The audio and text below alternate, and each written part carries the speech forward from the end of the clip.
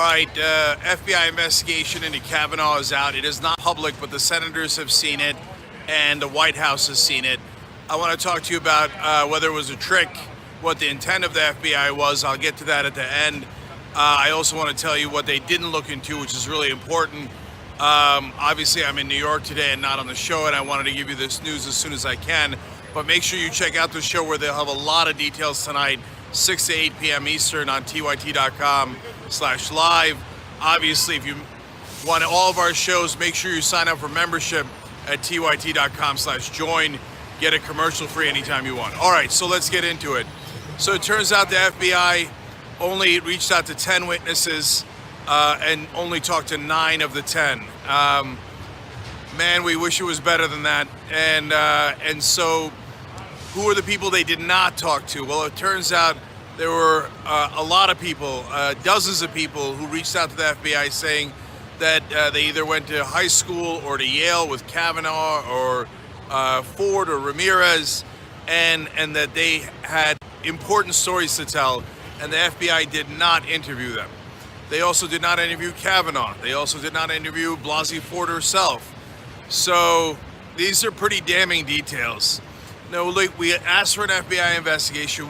We knew all along that there was some chance that of course, what they were going to just do with it was to use it to whitewash Kavanaugh. We were hoping that the FBI would be honest and do it the right way. Whether they did is an open question at this point.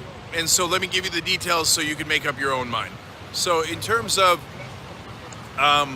the 3 different things that they did not look into that witnesses are now talking to the press about, including the New Yorker, I think it's varying degrees. I'm going to say the first degree is not so bad. There's a bunch of witnesses who say, look, Kavanaugh drank a ton in high school and college, but we basically know that already. Then some witnesses saying he was a bully. So the whole time, that Ford was talking about how they were laughing at her while the attempted rape was going on. Somebody said that struck a chord with him. But look, you can't get into people's bad habits when they were 17. That alone is not enough, okay? You know it's New York with the sirens in the background. Anyway, it wouldn't be New York without the sirens. All right, so look, I hated bullies in high school, and I like to fight. So I if they picked on someone, I'd pick on them. And I try not to let people get away with that. The only reason I tell you that is because I want you to have the context. I don't empathize with Kavanaugh at all. I couldn't stand guys like him in high school. But, and then there's reports of, him bragging about sexual conquests and his buddies.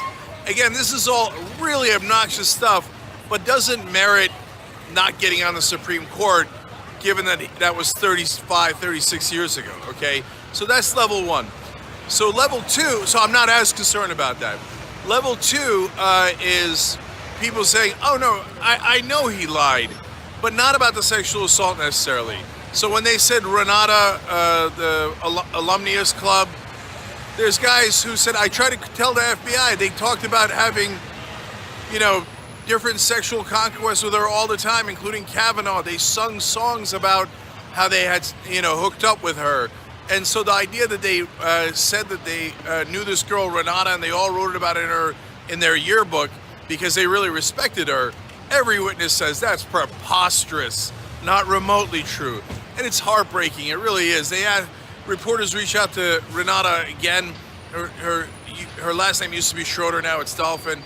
And she says the same thing, it's heartbreaking. Why did they do that? I thought they liked me as a friend, and it turns out they'd been bragging all along about sexual conquest that didn't even happen. Again, we're not getting into guys lying about sexual conquest. If that was the issue overall, that's not going to block a Supreme Court nomination, okay? But the fact that he's lying under oath consistently, again, roommates, hallmates, classmates saying, no, Devil's Triangle, obviously. I heard him talking about it. Devil's Triangle all the time. It was a reference to sex. The over-the-top lies about his drinking habits, which were disastrous, and they always bragged about, etc.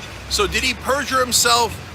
There's apparently an enormous amount of witnesses saying, yes, he definitely committed perjury. some of the classmates saying, hey, listen, man, in the beginning I was in favor of him. But the way he kept saying that he was a choir boy and denying all the things that he did, no, he's clearly lying, right? So is perjury enough to block the Supreme Court nomination?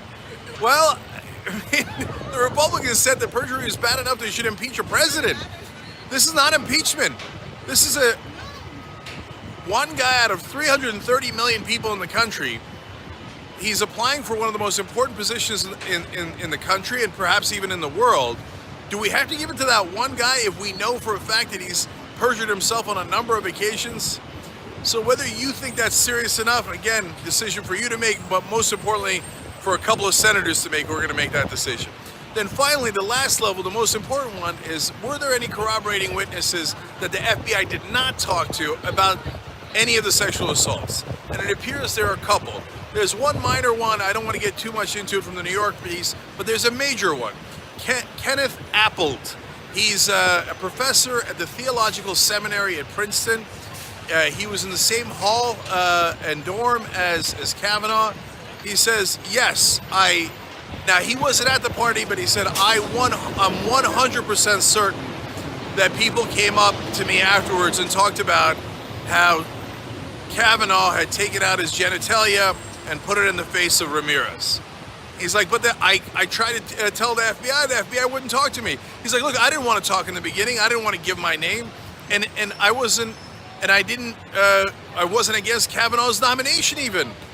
He's like, but I know that incident happened. We all talked about it. And to me, the most troubling part is that the FBI didn't bother talking to him. For God's sake, now we're all doing speculation in the media. That's why we were supposed to have the FBI investigation. So you can go talk to witnesses like Apple and see, and more importantly, talk to the guy he said did see it. That guy does not want to talk on the record in the media. So you don't want to take a secondhand account, I get it. But that was supposed to be the point of the investigation. Talk to Apple, get the name of the guy, and he's willing to give the name of the guy, the reporters know it, who was at the party. Now that guy doesn't want to talk to reporters, but he'd have to talk to the FBI, but they didn't do that investigation. So now the question of intent. Look, are the guys at the FBI bad guys and who wanted to screw over Blasey Ford or the sexual assault survivors? No, I don't know that. Was it politically driven? I don't know that. But what I told you in the middle of this is the key part, is how much resources did the White House allow them to have? Did the Republicans allow them to have? Was it a real investigation or not a real investigation? And that part is political. So I said, look, it depends. Are they going to have 2 agents on it, 20 or 200? And it turns out they didn't have very many agents, and they were told not to talk to too many people. It's obvious. I mean, they just tried to talk to 10. That's it. And when there are these dozens of witnesses who want to talk about this situation, they didn't even talk to the 2 main people involved. Unfortunately, it appears that putting aside the intent of the FBI officials who did it, the intent of the politicians who limited the scope of the investigation was wrap it up, wrap it up, wrap it up. So what we got was a half-baked investigation. They did talk to Debbie Ramirez, the one from Yale, and she said half the questions were about, whether the Democrats put her up to it. Now, it's not unfair to ask those questions. You should ask both sides. But then you gotta follow up. She said she gave them names of potential witnesses, and they didn't go talk to them. Nah, that sounds like a sham investigation meant to whitewash this so the Republicans can say, see, we gave you an FBI investigation, and it quote-unquote cleared him. It did not clear him. That is not what happened here. And now McConnell says, even before it came out last night, he said, we're voting on Friday. It's over. So now there's a couple of senators that'll decide which way this goes. But right now, it looks like the Republicans are going to look to put him in as early as tomorrow.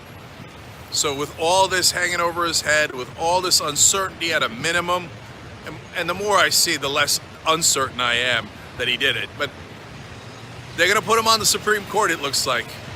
Man. He'll be on there for decades and decades. And that's the state of affairs right now in America. All right, that's your update.